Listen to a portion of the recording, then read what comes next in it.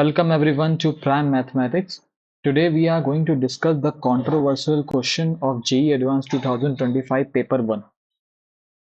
बहुत अच्छा क्वेश्चन है क्योंकि अगर आप इस क्वेश्चन की लैंग्वेज को देखोगे ऑप्शंस की, बस इसी में ट्विस्ट है। बाकी एज सच क्वेश्चन में कोई आउट ऑफ द बॉक्स नई चीज लग रही, सिर्फ कॉन्सेप्ट का खेल है यहाँ पे। तो अगर हम यहाँ बात करें कि यहाँ पे हमारे पास फंक्शन डिफाइंड है R to R, f of x इस तरीके हमारे पास डिफाइंड है when x is non zero.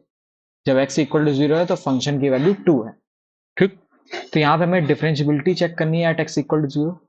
तो at x equal to zero हमारा लेफ्ट हैंड डेरिवेटिव किस फॉर्मूले के अकॉर्डिंग होगा? It will be limit h tending to zero f of minus h minus f of zero, right. और denominator में क्या होगा? Minus h।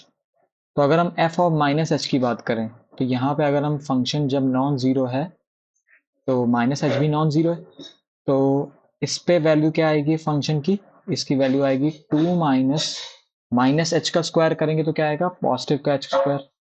h का स्क्वायर करेंगे, माइनस h का स्क्वायर करेंगे तो क्या आएगा? प्लस का h square. Sine of minus 1/h, जब माइनस साइन बाहर फेंकेगा तो माइनस माइनस क्या हो जाएगा? प्लस हो जाएगा। ठीक, और डिनोमिनेटर में मेरे पास क्या होगा? 1/-h। तो जब हम 1/-h का मल्टीप्लाई करेंगे तो हमें क्या मिलेगा? Limit h tending to zero, limit h tending to zero. Okay, एक हमसे मिस हुआ है f ऑफ जीरो। तो f ऑफ जीरो की वैल्यू कितनी है? यहाँ पे 2 है, तो माइनस f ऑफ जीरो। 2 से 2 क्या हो जाएगा? कैंसिल। अब माइनस h का जब डिवाइड करेंगे तो हमारे पास क्या बचेगा? प्लस का 2h, माइनस h का h स्क्वायर में डिवाइड तो क्या बचेगा? Minus h sine 1/h। तो जब हम लिमिट ये करेंगे तो ये जाएगा जीरो की तरफ, जीरो इंटू बाउंडेड फंक्शन ये भी कहाँ जाएगा? जीरो की तरफ। तो ओवरऑल लिमिट क्या आएगी? जीरो। इसी तरीके आप राइट हैंड डेरिवेटिव निकालेंगे, वो क्या आएगा? Limit h tending to zero f of zero plus h minus f of zero divide by h by the formula of differentiability of right hand derivative. So it will be limit h tending to zero f of zero h plus h. Again यहाँ पे हमें h रख देना, तो क्या आएगा? 2 minus 2h square minus h square sign 1/h, और f of zero के लिए कितनी है? 2, राइट। और डिनोमिनेटर में क्या होगा हमारे पास? h। 2 से 2 हो जाएगा कैंसिल। अगेन h का डिवाइड करेंगे तो क्या आएगा? Limit h tending to zero minus 2h minus h sine 1/h। तो अगेन सेम चीज है, ये भी जीरो की तरफ जा रहा है, ये भी again zero into bounded function तो कहाँ जाएगा? जीरो की तरफ। तो यहाँ से हमारे पास लिमिट क्या आ जाएगी? Itself zero. तो क्लियरली हम कह सकते हैं कि since left hand derivative is equal to right hand derivative, so one can say that fx is differentiable at x equal to 0। तो यहाँ हमारा पहला ऑप्शन कह रहा है कि f is not differentiable eight zero, जो कि गलत है। तो ए ऑप्शन हो जाएगा गलत। अब बात करते हैं इंक्रीजिंग डिक्रीजिंग नेचर की। तो अगर हमें इंक्रीजिंग डिक्रीजिंग चेक करना है तो हमें ये चेक करना है कि f डेरिवेटिव x क्या less than equal to zero है या f derivative x greater than equal to zero है। ठीक है, तभी हमें इंक्रीजिंग डिक्रीजिंग के बारे में आइडिया हो सकता है। ये चेक करना है कि x यहाँ बिलोंग कर रहा है जीरो कॉमा डेल्टा, बोले तो जीरो के राइट साइड में। ठीक, और बाकी अगर हमें ये नेचर देखना हो तो देख लेंगे। बाकी हमें सिर्फ और सिर्फ अभी एक ही कंडीशन को चेक करना है, क्या f prime of x less than equal to zero है। तो यहाँ से क्योंकि ये डिफरेंशिएबल है तो हम इसका डेरिवेटिव कर सकते हैं। तो f प्राइम x ये कब फॉलो होगा? x नॉन जीरो के लिए फॉलो होगा, कि हम एट दैट इंटीरियर पॉइंट हम डेरिवेटिव नहीं कर सकते हैं। x इक्वल टू जीरो पे डेरिवेटिव नहीं हो सकता, x नॉन जीरो के लिए डेरिवेटिव हो रहा। For all x belonging to r minus zero, right. तो f प्राइम x हमारे पास कितना आएगा? देखिए 2 का डेरिवेटिव यहाँ हो जाएगा जीरो, माइनस 2x स्क्वायर का होगा minus 4x, minus x square sine 1/x में प्रोडक्ट रूल यूज करेंगे तो ये क्या आएगा? 2x sign 1/x and sign 1/x का करेंगे तो क्या आएगा, cos 1/x, और 1/x का करेंगे तो आएगा -1/x², जो कि बाहर वाले x² को कैंसिल आउट करके 1 बना देगा, राइट। तो हमारे पास ये कुछ डेरिवेटिव आता है। तो for x tending to 0 plus, that is f prime at 0 positive, हमारे पास वैल्यू क्या आएगी, लिमिट h टेंडिंग टू 0, या लिमिट लगाने की कोई जरूरत नहीं, आप सीधे एक पॉजिटिव नंबर चुनिए 0 plus H, right. 0 plus H, x की जगह 0 प्लस एच अगर हम रख दें तो यहाँ पे हमारे पास क्या आ जाता है। अब जैसे यहाँ पे हमारे पास इंटरवल 0 कमा डेल्टा दिया है, तो आप कोई डेल्टा पॉइंट ले सकते हो जो कि क्लोज नेबरहुड में, वैसे हम 0 प्लस एच ले रहे हैं, 0 plus h which belongs to 0 comma delta. Delta एक पॉजिटिव नंबर है, उसके बीच में भी एक बहुत छोटी वैल्यू होगी जो 0 करीब होगी, जिसका नाम है 0 प्लस एच। जैसे मान लीजिए आपने 0,5 ले लिया, अब 0,0.5 के बीच में एक ऐसा भी तो नंबर एग्जिस्ट करेगा 0.001, ऐसे करके आप इन्फिनाइटली पार्टीशन कर सकते हैं 0 कामा डेल्टा की, जहां पे आपको एक और छोटा नंबर मिल जाएगा। तो उस नंबर पे क्या फंक्शन आएगा हमारे पास, डेरिवेटिव उसका -4h -2h sign 1/h plus cos 1/h।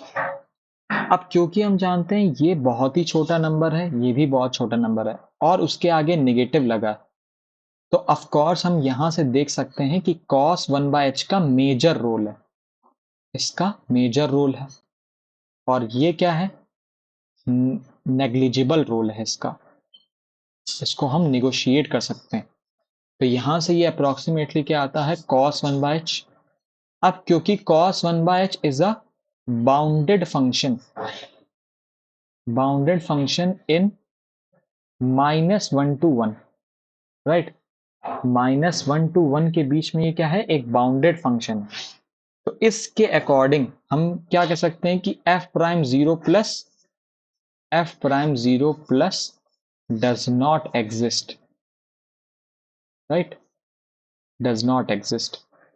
तो यहां से f प्राइम की कंटिन्यूटी फेल हो जाती, तो f प्राइम कंटिन्यूटी अगर राइट हैंड साइड में फेल हुई है, और अगर हम लेफ्ट हैंड साइड से भी कर लें, अगर हम सपोज हमने लेफ्ट हैंड साइड से भी कर लिया, तब हमें फंक्शन की वैल्यू क्या मिली, तो वहां पे हम x के लिए क्या रखेंगे, x के लिए हम उस जगह रख देंगे 0 माइनस एच, तब आपको मिलेगा ये minus minus plus 4h plus, और क्योंकि माइनस प्लस हो गया और बाहर माइनस अगेन एंटर हो जाएगा, तो ये बन जाएगा -2h साइन 1/h, क्योंकि आप h में माइनस रखेंगे और फिर साइन में माइनस रखेंगे, बाहर अनअफेक्टेड रहेगा साइन, है ना, और इधर आ जाएगा प्लस का cos 1/h, cos 1/h। Again हम ये नोटिस कर सकते हैं कि ये वाला टर्म अगेन लगभग बहुत छोटा है, 0 point something, right, 0 point something means negligible, और कोई भी छोटा नंबर एक पॉजिटिव नंबर में ऐड करेंगे तो लगभग वही वैल्यू देगा। तो अगेन यहां से हमें अप्रोक्सीमेटली क्या मिलता है, cos 1/h which is again bounded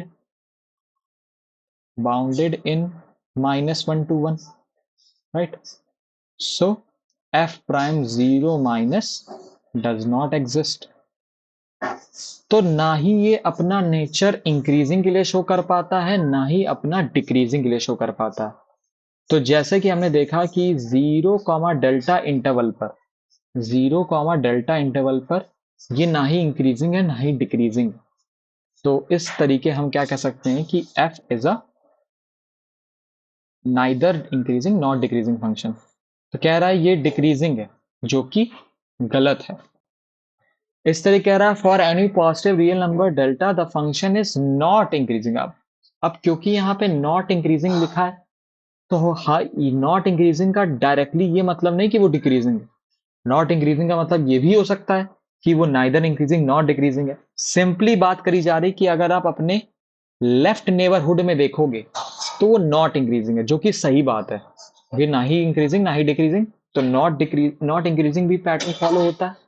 तो इस अकॉर्डिंग सी ऑप्शन तो करेक्ट बोल रहा है, तो हमारा सी ऑप्शन हो जाएगा करेक्ट। बात करें D option x equal to 0 पे, अब आपने देखा कि x इक्वल टू 0 पर x इक्वल टू 0 पर फंक्शन की वैल्यू 2 है, फंक्शन की वैल्यू क्या आ रही है, 2 आ रही, राइट। इसको थोड़ा अच्छे से बनाते हैं ग्राफ।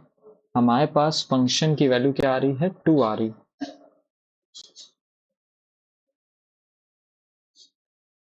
राइट। ये मान लीजिए 2 है, और हम जान सकते हैं कि ये पूरा जो नंबर है 2 माइनस समथिंग हुआ है, देखिए। तो ऑफकोर्स ये 2 से छोटा हो गया अगर हम बहुत क्लोज जीरो के चले जाएं।